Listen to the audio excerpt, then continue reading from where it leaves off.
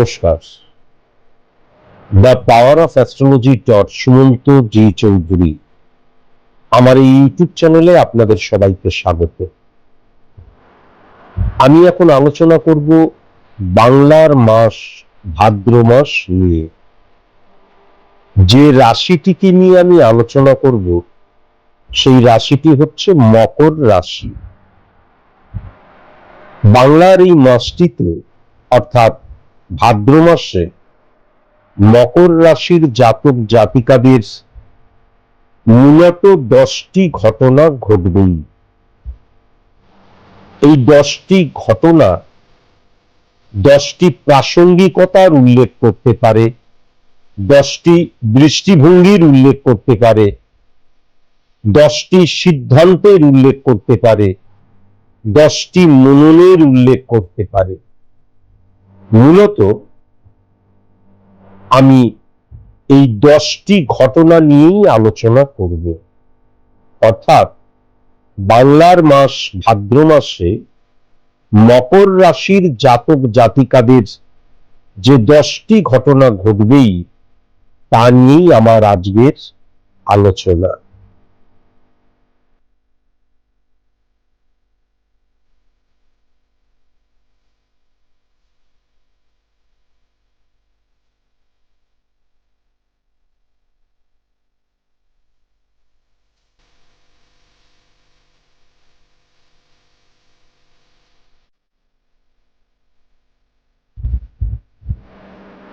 আমার আজকের আলোচনাটা পরিপূর্ণভাবে কিন্তু সার্বিক মতে আলোচনা।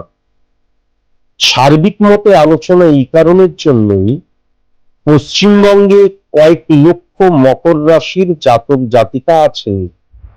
প্রত্যেকের date of birth, time of birth, place of birth আলাদা। সুতরাং জন্ম ছক আলাদা, স্পট ইমপ্লিমেন্টেশন ছক আলাদা। প্রত্যেকটা মানুষ যেহেতু আলাদা, কালপুরুষ ছকও আলাদা। সুতরাং স্পেসিফিক ভাবে কারোর সম্পর্কেই আলোচনা করা সম্ভব নয়। স্পেসিফিক ভাবে যদি জানতে হয়, আমি আমার জীবন সম্পর্কে জানবো, তাহলে অবশ্যই কিন্তু ভালো কোনো সায়েন্টিফিক অ্যাস্ট্রোলজারের কাছে যাওয়া বাধ্যতামূলক। আমার কাছে যদি আসতে হয় তাহলে কিন্তু 3টে নিয়ম আছে। সেই নিয়ম মেনে চলতে পারলে, সেই নিয়ম পালন করতে পারলে তবেই কিন্তু আমার কাছে আসবেন। আমার প্রথম নিয়মটা হচ্ছে, এক্সট্রিমলি সরি টু সে, আমি কিন্তু সেলিব্রিটিদের এবং পলিটিশিয়ানদের প্রেডিকশন করি না। Extremely sorry to say. দ্বিতীয়ত, হাতের মধ্যে যারা জেমস্টোন পরে আছেন, জেমস্টোনকে যারা রেমেডি বলে মনে করেন, তারা কখনো কোনোভাবেই আমার চেম্বারে আসবেন না। যজ্ঞকে যারা রেমেডি বলে মনে করেন, টোটকাবাজিকে যারা রেমেডি বলে মনে করেন, বশীকরণকে যারা রেমেডি বলে মনে করেন, তারা কখনো কোনোভাবেই আমার চেম্বারে আসবেন না। আমার চেম্বারের দরজা আপনাদের জন্য ফরএভারের জন্য ক্লোজ। আপনারা কখনো আপনাদের সন্তানদেরও নিয়ে আসবেন না। আমি তো চেম্বারের ভেতর ঢুকছি না, আমি বাইরে আছি, আমি স্টোন পরে আছি, তো কি আসবেন না। আপনাদের বাবা মা, ভাই বোন, দাদা দিদি, আত্মীয় স্বজন, কাছের মানুষ, স্বামী স্ত্রী, কাউকেই নিয়ে আসবেন না আপনি যদি জেমস্টোনকে রেমেডি বলে মনে করেন। আমি বিশ্বাস করি, আমি আশা রাখি, আমার এই নিয়মকে মেনেই তবে কিন্তু আপনারা আসবেন। তৃতীয়ত, সবচেয়ে ইম্পর্টেন্ট, একজন সায়েন্টিফিক অ্যাস্ট্রোলজার প্রেডিক্টর সমাজ সংস্কারক নয়। তিনি আপনার পজিটিভ সাইড নিয়ে কোনো কিছু বলবেনই না, তার কারণ পজিটিভ সাইডকে রেকটিফাই করার প্রয়োজন পড়ে না। আপনার নেগেটিভিটি নিয়ে তিনি বলবেন, নেগেটিভিটিটা শুনলেন, যুদ্ধকালীন তৎপরতায় বাই হুক বাই ক্রুক, দরকার হলে ঘটি বাটি বিক্রি করে হলেও আমি আমার নেগেটিভিটিটা অফ করব, রেমিডিয়াল প্রসেস অ্যাপ্লাই করব। এতটাই সিরিয়াস আপনি যদি হন মানসিক ভাবে, কেননা আমরা চাইলে সমস্ত কিছু করতে পারি। আমার কাছে যারা আসে তারা সবাই কোটি কোটি, অরব কোটি, লাখ কোটি নয়, প্রচুর গরিব মানুষ। গরিব মানুষের সংখ্যাই বেশি আজকের দিনে, তারা সিকিউর লাইফ লিড করছে। সুতরাং আমার এই তিনটে নিয়ম যারা যারা মানতে পারবেন তারা তারাই আসবেন। তাছাড়া যেহেতু আমার চেম্বার ফিস অনেক বেশি, অহেতুক এসে অর্থ খরচ করবেন না। আমি বারবার বলছি, যাই একটু জেনে আসি, যাই আমার সামনেটা একটু জেনে আসি, কখনো আমার কাছে আসার দরকার নেই। পশ্চিমবঙ্গে অনেক ভালো ভালো অ্যাস্ট্রোলজার রয়েছে, তাদের কাছে যাবেনই, কিন্তু আমার কাছে আসতে হলে এই তিনটে নিয়ম মেনে তবেই আসবেন। চেম্বারের বাইরে ভিড় জমাতে হবে, তাই জন্য যে কেউ আমার চেম্বারে চলে এলো, ফিস তো দিচ্ছি, কেবল অর্থের জন্য আজকের দিনে আমি কখনোই কিন্তু আমার এই পেশাটিকে বেছে নিইনি। এটা যারা আমার কাছে এসেছেন তারা খুব ভালো মতোই জানেন।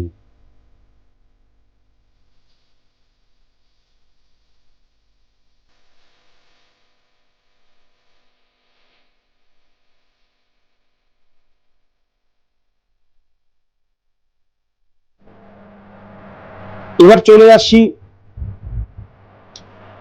ভাদ্র মাস, মকর রাশি।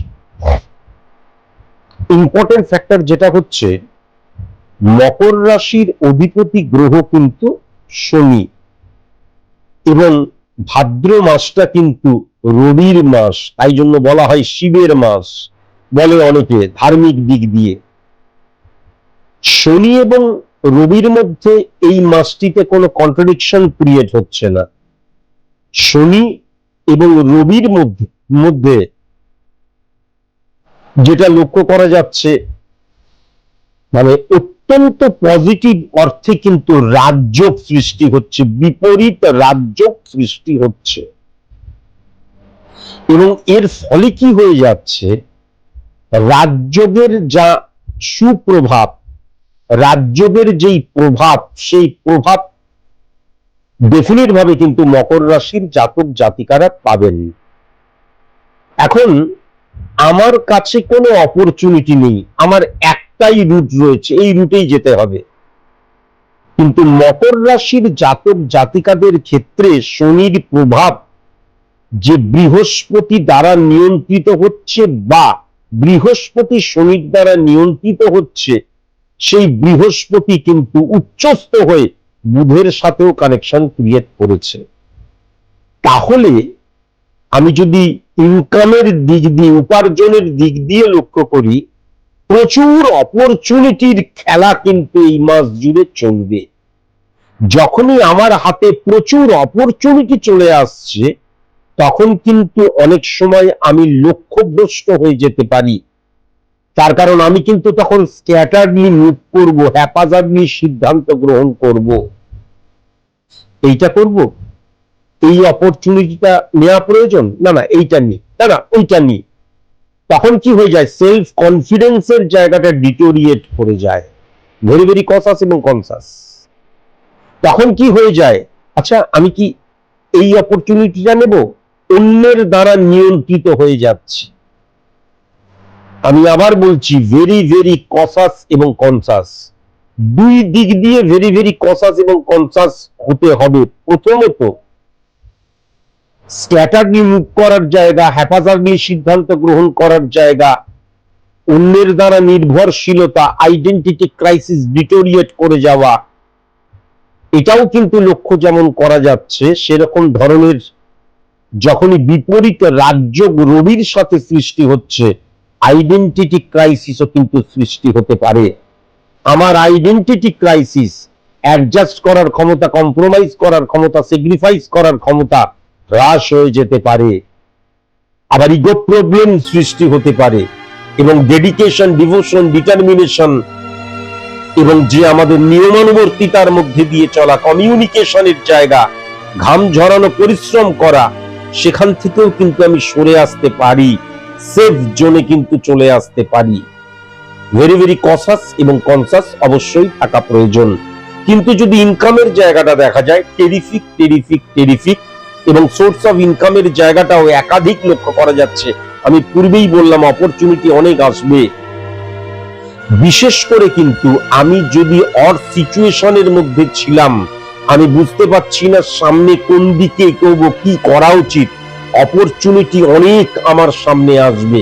একটি অপরচুনিটি মানে একটি সুযোগই কাজ করছে তা কিন্তু নয়, একটি রুটি আমার জন্য খুলে যাচ্ছে তা কিন্তু নয়, অপরচুনিটি প্রচুর আসবে, এটা কিন্তু পরিষ্কার লক্ষ্য করা যাচ্ছে। এবার ইম্পর্টেন্ট ফ্যাক্টর যেটা হচ্ছে, আমি যদি 8 হাউসকে লক্ষ্য করি এবং আমি যদি মঙ্গল এবং শুক্রের কানেকশনটাকেও লক্ষ্য করি, তাহলে কিন্তু ফাটকা রিলেটেড জায়গাটায় মারাত্মক পজিটিভ ইনফ্লুয়েন্স ক্রিয়েট হচ্ছে। অনেক সময় কিন্তু অতিরিক্ত ফাটকা প্রবণতা আমাকে ইললিগ্যাল অ্যাক্টিভিটিসের জায়গায়ও নিয়ে চলে যায় এবং আমার ডেডিকেশন, ডিভোশন, ডিটারমিনেশন, কর্মের দ্বারা স্টেপ বাই স্টেপ জয় করা সেই জায়গাটাও কিন্তু অনেক সময় কি হয়ে যায়, অফ হয়ে যায়। তখন আরো চাই আরো চাই আরো চাই, এটা তখন ইললিগ্যাল মুভমেন্ট করতে কিন্তু বাধ্য করে, ইললিগ্যাল অ্যাক্টিভিটিস এর মধ্যে কিন্তু আমি নিজেকে ত্বরান্বিত করি, এটাও কিন্তু লক্ষ্য করা যায়। সঞ্চয়ের জায়গাটা যদি লক্ষ্য করা যায়, ডেফিনিট ভাবে কিন্তু মকর রাশির জাতক জাতিকাদের বাংলার এই মাসে সঞ্চয়ের প্রবণতার জায়গাটা ডেফিনিট ভাবে লক্ষ্য করা যাচ্ছে। সঞ্চয় করার মানসিকতা, মনোবৃত্তিটা থাকবেই, এটা ডেফিনিট ভাবে বলা যায়। এখন ইম্পর্টেন্ট ফ্যাক্টর যেটা হচ্ছে যে সেকেন্ড হাউস দ্বারা কিন্তু আর্থিক জায়গা, সঞ্চয়ের জায়গার সাথে সাথে সেকেন্ড হাউস দ্বারা আমাদের দৃষ্টিভঙ্গিকে বোঝায় এবং মুখনিসৃত বাণীকে বোঝায়। তাহলে দৃষ্টিভঙ্গির মধ্যে কিন্তু ইলিউশন, আবেগ, ইমোশন এবং আমার দারুণ চলছে সেইটা দেখে আমি সিদ্ধান্ত গ্রহণ করলাম যে আমার বোধহয় দারুণ চলবে এবং তার দ্বারা আমি দেখা গেল সিদ্ধান্ত গ্রহণ করে ফেললাম। আগে থেকেই প্রেডিক্ট করা কখনোই উচিত নয়। ফার্স্ট। সেকেন্ড কথা মাথায় রাখার প্রয়োজন আছে, এই যে সেকেন্ড হাউসের ইম্প্যাক্ট রয়েছে, আগে থেকেই আমি প্রেডিক্ট করে নিচ্ছি যে প্রবণতাটা রয়েছে, এর সাথে আরেকটা জিনিসও লক্ষ্য করা যাচ্ছে, ওভার কনফিডেন্সের জায়গা, আইডেন্টিটি ক্রাইসিস, ইগো প্রবলেম সৃষ্টি করে, সেরকম ওভার কনফিডেন্সের জায়গাও কিন্তু লক্ষ্য করা যাচ্ছে। দেখা গেল আমি 95% সফল হতে পারতাম, কিন্তু সফলতাকে আমি হাতে পেয়েও হারিয়ে ফেললাম 10%। আলটিমেট 85% সফল হলাম, দারুণ খুশি, 85% সফল হয়েছি, কিন্তু সফলতা বা সুযোগগুলোকে যদি আমি ক্যাচ করতে পারতাম তাহলে 85% নয় 95% আমি কিন্তু সফল হতে পারতাম। আশা করি আমি বোঝাতে পারলাম। সার্ভিসের জায়গাটা টেরিফিক, পদোন্নতির জায়গা বা আর্থিক দিক দিয়ে সচ্ছলতার জায়গা বা আমার যে কর্মভূমি সার্ভিস হোল্ডারদের ক্ষেত্রে সেটা কিন্তু অত্যন্ত পজিটিভ হয়ে যাচ্ছে। কর্মভূমির জায়গাটা অত্যন্ত পজিটিভ, আমার দ্বারা নিয়ন্ত্রিত হওয়ার জায়গা, বস, সংস্থা, অর্গানাইজেশন আমার উপর বিশ্বাস করছে, ভরসা করছে, আমাকে দায় দায়িত্ব দিচ্ছে, কিন্তু আমি ইরিটেট হয়ে যেতে পারি, আমি লুজ টক করতে পারি, আমি ওভার কনফিডেন্ট হয়ে গিয়ে আপনারা কি জানেন, আপনাদের চাইতে বেশি জানি।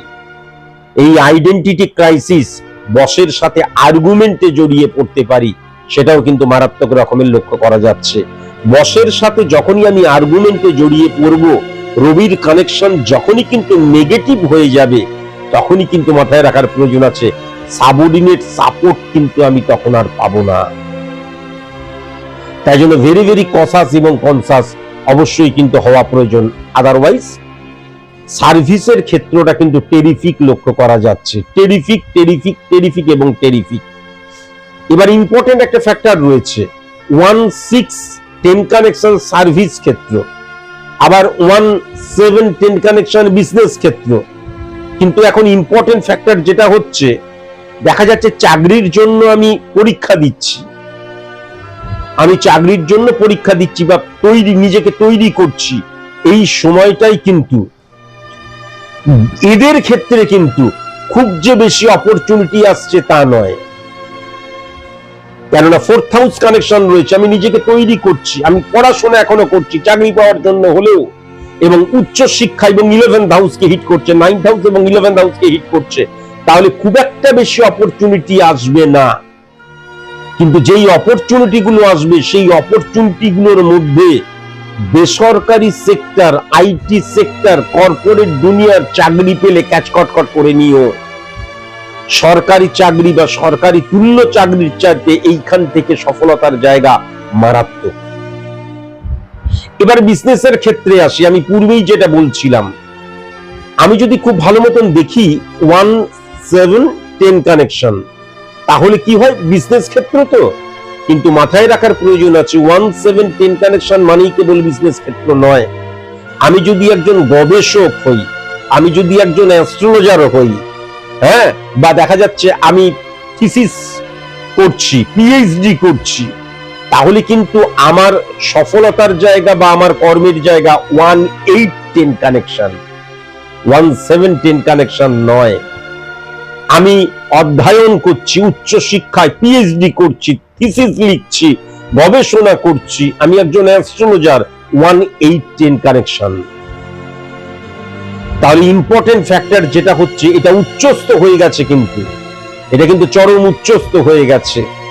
আবার যদি আমি বিজনেসের জায়গাটা খুব ভালো মতো লক্ষ্য করি, তাহলে প্রথমত হচ্ছে মেটাল রিলেটেড বিজনেস টেরিফিক লক্ষ্য করা যাচ্ছে, পার্টস রিলেটেড বিজনেস টেরিফিক লক্ষ্য করা যাচ্ছে, র মেটেরিয়াল রিলেটেড বিজনেস টেরিফিক লক্ষ্য করা যাচ্ছে, কন্ট্রাকচুয়াল রিলেটেড বিজনেস টেরিফিক লক্ষ্য করা যাচ্ছে, online related business, social media related business terrific লক্ষ্য করা যাচ্ছে, মানি ট্রানজেকশন রিলেটেড বিজনেস টেরিফিক লক্ষ্য করা যাচ্ছে, মেডিসিন রিলেটেড বিজনেস টেরিফিক লক্ষ্য করা যাচ্ছে, ছোট গাড়ির চাইতেও মালবাহী গাড়ি রিলেটেড বিজনেস, ট্রান্সপোর্টের রিলেটেড বিজনেস টেরিফিক লক্ষ্য করা যাচ্ছে, ক্রিয়েটিভ ফিল্ডের জায়গা মারাত্মক লক্ষ্য করা যাচ্ছে, ইনভেস্টর যারা টেরিফিক লক্ষ্য করা যাচ্ছে, চামড়া রিলেটেড বিজনেস টেরিফিক লক্ষ্য করা যাচ্ছে, হ্যাঁ, তারপরে মিডিয়া রিলেটেড বিজনেস টেরিফিক লক্ষ্য করা যাচ্ছে, sales marketing related business terrific লক্ষ্য করা যাচ্ছে।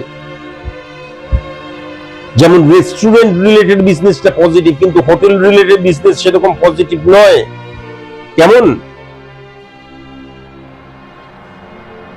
বস্ত্র রিলেটেড বিজনেসও বেশ ভালোই, তবে কাঁচামাল রিলেটেড বস্ত্র রিলেটেড বিজনেস টেরিফিক লক্ষ্য করা যাচ্ছে। এখন ইম্পর্টেন্ট ফ্যাক্টর যেটা হচ্ছে, আমি যখন বিজনেস করছি, যে বিজনেসই করি, 1, 7, 10 কানেকশন, 1, 8, 10 কানেকশন, আমি যে ধরনেরই কাজকর্মের সাথে যুক্ত হই না কেন বিজনেস রিলেটেড, সেক্ষেত্রে কিন্তু অপরচুনিটি অনেক আসতে পারে এবং ভুল পথে কিন্তু আমি চালিত পরিচালিত হয়ে যেতে পারি। এখান থেকে কিন্তু ভেরি ভেরি কসাস এবং কনসাস অবশ্যই কিন্তু হওয়া প্রয়োজন।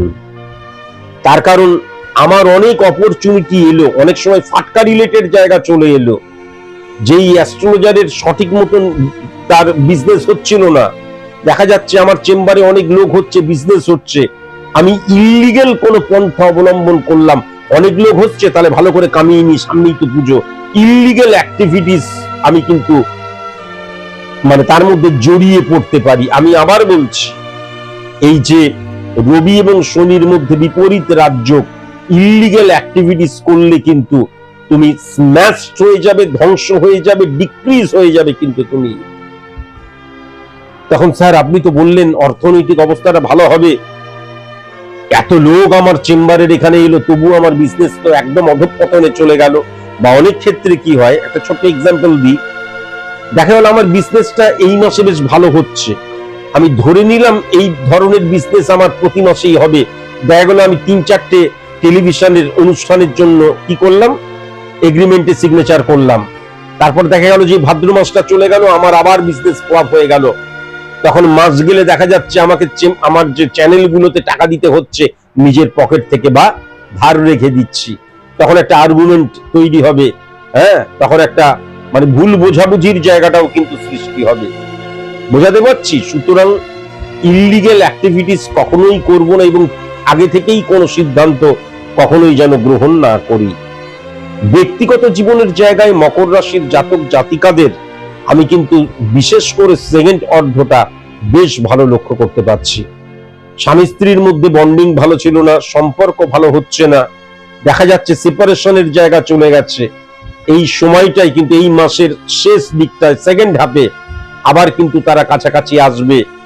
ভালোবাসা, বিশ্বাস, শ্রদ্ধা ডেফিনিট ভাবে লক্ষ্য করা যাচ্ছে।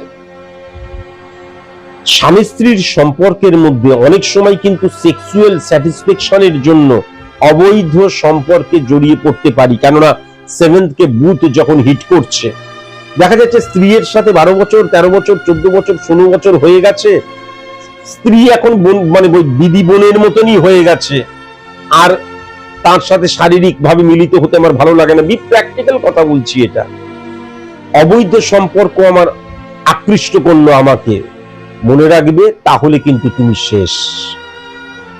সন্তান ভাগ্যের জায়গাটাও কিন্তু বেশ ভালো আমি লক্ষ্য করতে পারছি, এবং ইম্পর্টেন্ট ফ্যাক্টর যেটা বন্ধুত্বের জায়গাটাও কিন্তু বেশ ভালো। যারা তোমার বন্ধু, আত্মীয়তার জায়গাটা কিন্তু খুব একটা পজিটিভ লক্ষ্য করতে পারছি না, তবে শ্বশুর বাড়ির গুড রিফ্লেকশনের জায়গাটা আমি ডেফিনিট ভাবে কিন্তু লক্ষ্য করতে পারছি। ইম্পর্টেন্ট ফ্যাক্টর যেটা হচ্ছে, আমি যদি মকর রাশির জাতক জাতিকা হই তাহলে প্রেমজ সম্পর্কের জায়গাটা টেরিফিক লক্ষ্য করা যাচ্ছে। বিশ্বাস, মর্যাদা, শ্রদ্ধা, একজন আরেকজনকে রেসপেক্ট করছি এবং দৃঢ় বিশ্বাস খুব পজিটিভ লক্ষ্য করা যাচ্ছে। একজন আরেকজনের ইন্সপিরেশন মানে হতে পারো, সেটাও কিন্তু লক্ষ্য করা যাচ্ছে। প্রেমজ জীবনটা অত্যন্ত পজিটিভ, অত্যন্ত পজিটিভ। এখন যদি প্রেমজ বিবাহ নিয়ে কি আলোচনা করা যেতে পারে, আমার মনে হয় না এই মাসটা প্রেমজ বিবাহ নিয়ে আলোচনা করাটা ঠিক হবে। দেখে শুনে কি আমি বিবাহ নিয়ে আলোচনা করতে পারি? খুব ভালো কানেকশন কিছু সৃষ্টি হবে, আমার মনে হয় ওটা ফরওয়ার্ড করে দেওয়া প্রয়োজন নেক্সট মাসের জন্য। তার কারণ পরবর্তী মাসগুলোতে কিন্তু বৈবাহিক কানেকশন বা সিচুয়েশন অত্যন্ত পজিটিভ হয়ে যাচ্ছে। সুতরাং এই মাসে বিবাহ নিয়ে মানে দেখে শুনে পাত্রপাত্রী ফাইন্ড আউট করছি, সেক্ষেত্রেও আমার মনে হয় না এই মাসে কথা বাড়ানো বা কথা এগোনো উচিত বলে। এর পরের মাসেই কিন্তু সেটাকে ফরওয়ার্ড করে দেওয়াটা ঠিক হবে। শত্রুতার জায়গা যেটা লক্ষ্য করতে পারছি, উত্তর দিক থেকে ভেরি ভেরি কসাস এবং কনসাস, সি অক্ষর দিয়ে, ডি অক্ষর দিয়ে, এম অক্ষর দিয়ে, পি অক্ষর দিয়ে, আর অক্ষর দিয়ে এবং এস অক্ষর দিয়ে যাদের নাম, ভেরি ভেরি কসাস এবং কনসাস অবশ্যই কিন্তু হওয়া প্রয়োজন। শুভ সংখ্যা 8 সংখ্যা, 13 সংখ্যা, 23 সংখ্যা, 27 সংখ্যা, 29 সংখ্যা, 30 সংখ্যা। শুভ রং যেটা লক্ষ্য করতে পারছি সেটা হচ্ছে অ্যাশ কালার, কালো কালার, লাল কালার, গোলাপি কালার। আর শুভ দিক যেটা লক্ষ্য করতে পারছি সেটা হচ্ছে পূর্ব দক্ষিণ যে কোণ, অগ্নিকোণ, পূর্ব দক্ষিণ যে কোণ পজিটিভ। আর শুভ বার যেটা লক্ষ্য করতে পারছি বুধবার এবং শনিবার। কেমন মকর রাশির জাতক জাতিকাদের ভেরি ভেরি কসাস এবং কনসাস হওয়া প্রয়োজন, সেটা হচ্ছে বৃশ্চিক রাশি, ধনু রাশি এবং মীন রাশি থেকে। আজকের মতন এইটুকুই, নমস্কার।